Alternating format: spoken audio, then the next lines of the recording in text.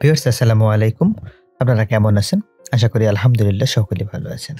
কাছে দূরে দূর-দূরান্ত যে যেখান থেকে এই মুহূর্তে আমার ভিডিওটি দেখছেন, সকলকে জানাই আন্তরিক শুভেচ্ছা। ভিউয়ার্স আপনারা সকলেই জানেন যে আমি কম্পিউটারের শর্ট ট্রিক্স ভিডিও এর পাশাপাশি iBAS সম্পর্কিত ভিডিওগুলো প্রতি শুক্রবার সন্ধ্যা ৭টা থেকে ৯টার মধ্যে আমার চ্যানেলে আপলোড করে থাকি। তো আপনারা যদি প্রয়োজন মনে করেন তাহলে আই বাটন থেকে অথবা ডেসক্রিপশন বক্স থেকে প্রয়োজন অনুযায়ী দেখে নিতে পারেন। তো ভিউয়ার্স আজকে আপনাদেরকে দেখাবো যে একটা ফিলেবল চালান ফর্ম এটা কিভাবে তৈরি করবেন। ভিউয়ার্স আমি এর পূর্বে একটা ভিডিও দিয়েছি।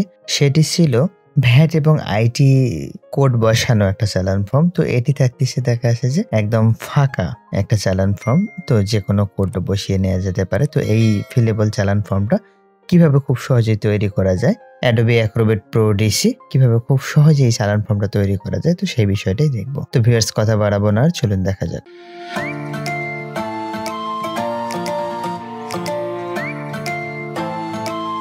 তো ভিউয়ার্স আমি একটা চালান ফর্ম ওপেন করে নিলাম। তো ওপেন করে নেওয়ার পরে তো এখান থেকে আমি টুলসে যাব। টুলস থেকে প্রিপেয়ার ফর্ম, তো এখান থেকে স্টার্ট। তো ডিফল্টে দেখা আছে যে কিছু বক্স নিয়ে নেয় এখানে, যেগুলো ধরতে পারে। তো আমি সেগুলো ডিলিট করে দিলাম। ডিলিট করে দেওয়ার পরে আমি এখানে টেক্সট ফিল অ্যাড করব। তো টেক্সট ফিলটা দেখাচ্ছে যে আপনারা যখন এই কাজটা করবেন তখন দেখাচ্ছে খুব মনোযোগ সহকারে এবং মেজারমেন্টটা একদম পারফেক্টলি করে নেবেন। তো প্রপার্টিজ, তো এখানে প্রপার্টিজ থেকে ফন্ট সাইজটা যা আছে তাই থাকলো। তো এখান থেকে ফন্টটা সিলেক্ট করে দিলাম।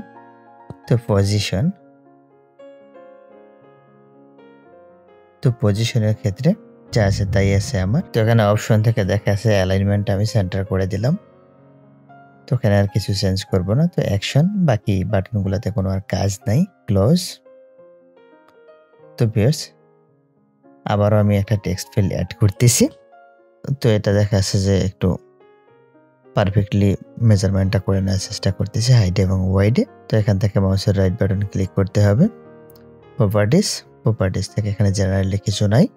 অ্যাপিয়ারেন্স থেকে দেখা আছে ফন্ট সাইজ যা থাকবে তাই ফন্টটা সিলেক্ট করে দিতে হবে। পজিশন, তাহলে হচ্ছে অপশন থেকে সেন্টার থেকে হচ্ছে আর কিছু নাই এখানে ফরম্যাট।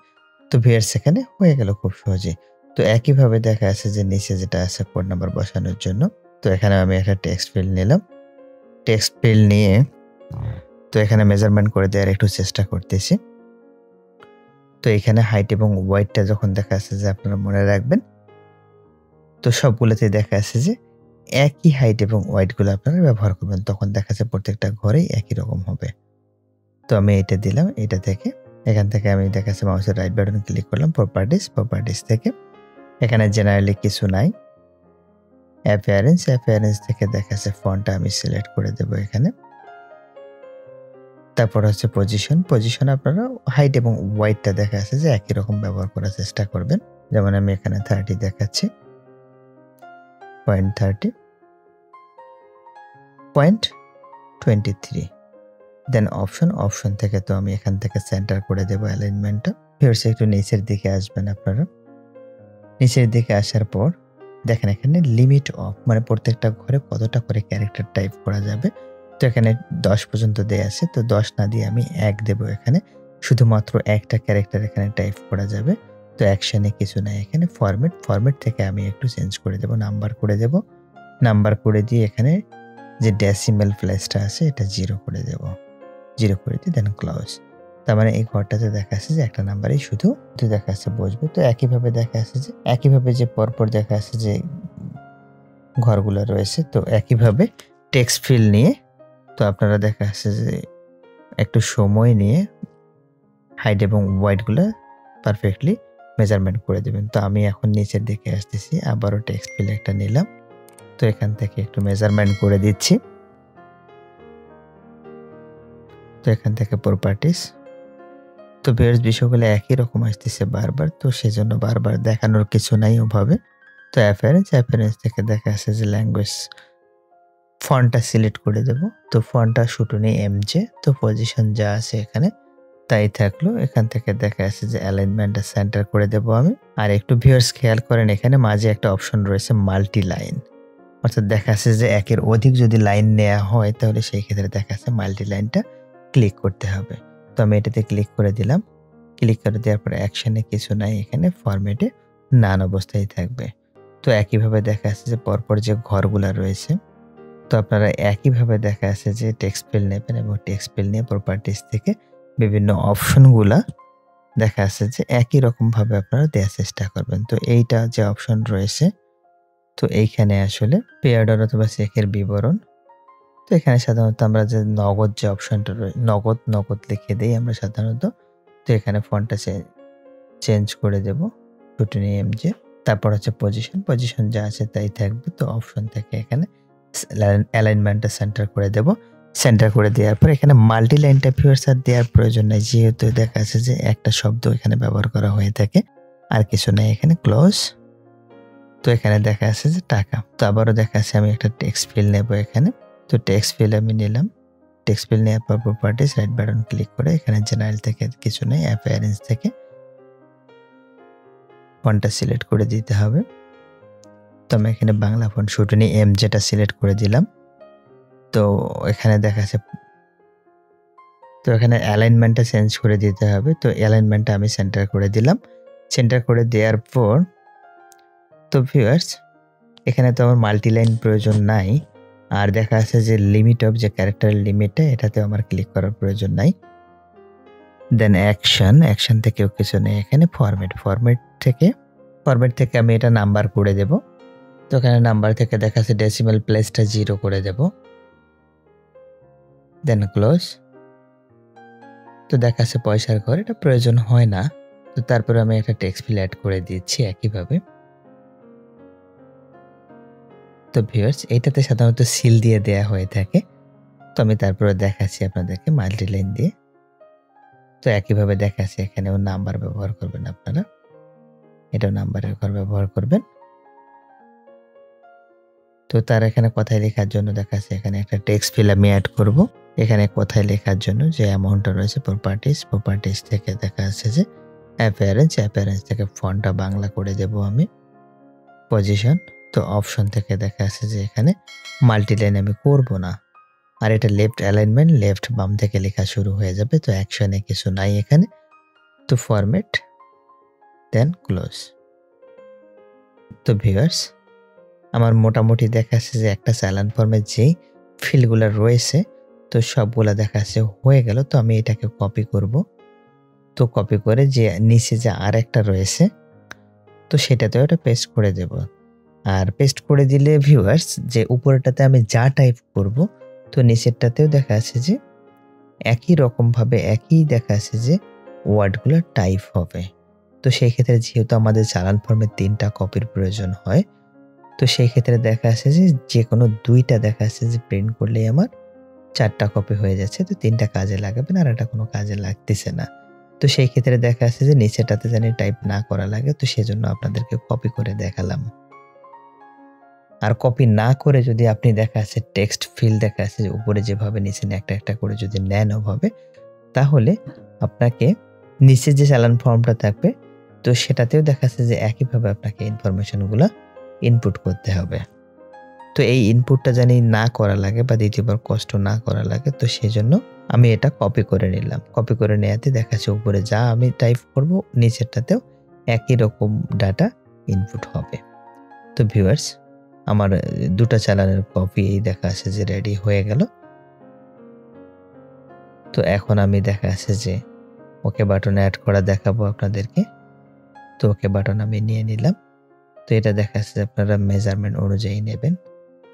এখান থেকে প্রপার্টিস থেকে দেখা যাচ্ছে যে জেনারেল অপশন থেকে একটু খেয়াল করবেন যে form field visible does not print. তো অ্যাপিয়ারেন্স থেকে আমি দেখা যাচ্ছে যে একটু ফিল কালারটা চেঞ্জ করে দেব। তো ইয়েলো কালার নেব আমি। আর ভিউয়ার্স একটু ফন্টটা আমি চেঞ্জ করে দেব, এখানে টাইমস রোমান করে দিলাম। তো ফন্টটা আমি 14 নিয়ে নিলাম এখানে। তো আপনি চাইলে টেক্সটের কালারটাও চেঞ্জ করতে পারেন। তো দেখা যাচ্ছে যে পজিশনে কিছু নাই, এখানে অপশন থেকে দেখা যাচ্ছে যে লেভেল যে ডান পাশে একটা অপশন রয়েছে, তো লেভেলটাতে দেখা আছে আমি কি বাটন অ্যাড করলাম, তো সেই বিষয়টা লিখে দিতে হবে। তো এখানে আমি প্রিন্ট বাটন অ্যাড করলাম, প্রিন্ট লিখে দিলাম। তো এখান থেকে দেখা যাচ্ছে যে অ্যাকশন থেকে দেখা যাচ্ছে এক্সিকিউট এ মেনু, তো এখান থেকে অ্যাড করে নেব আমি। তো ভিউয়ার্স দেখেন এখানে ফাইল প্রিন্ট লেখা রয়েছে। তো আসলে এখন প্রিভিউ থেকে এখন দেখলাম যে আমার প্রিন্ট বাটনটা অ্যাড হয়ে গেছে। তো একইভাবে আমি একটা বাম পাশে রিসেট বাটন নেব। তো আবারও ওকে বাটনে ক্লিক করলাম। ক্লিক করার পরে তো এটাকে ভালো করে মেজারমেন্ট করে নিতে হবে প্রিন্ট বাটনের সাথে।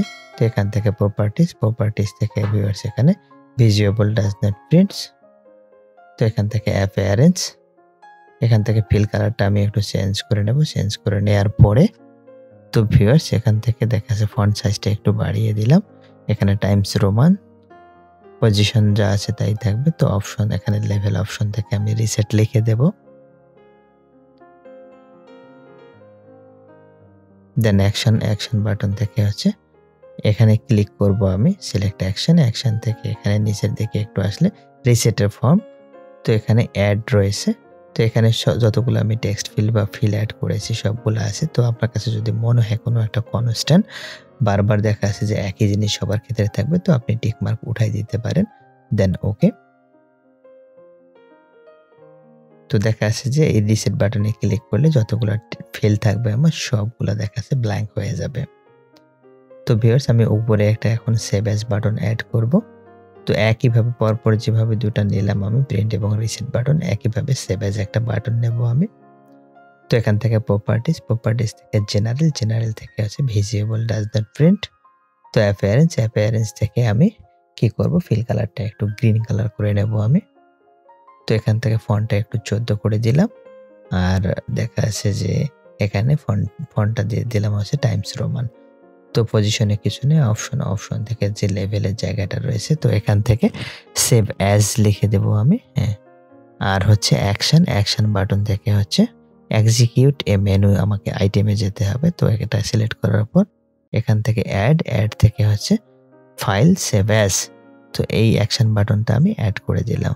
তো ভিউয়ার্স আমার দেখাচ্ছে সবকটা অ্যাকশন ওকে বাটন অ্যাড করা হয়ে গেল। তো ভিউয়ার্স এখন আমি দেখাবো একটু যে আসলে আমার যে অ্যাড করা একবার অ্যাকশন বাটনগুলা কাজ করছে কিনা।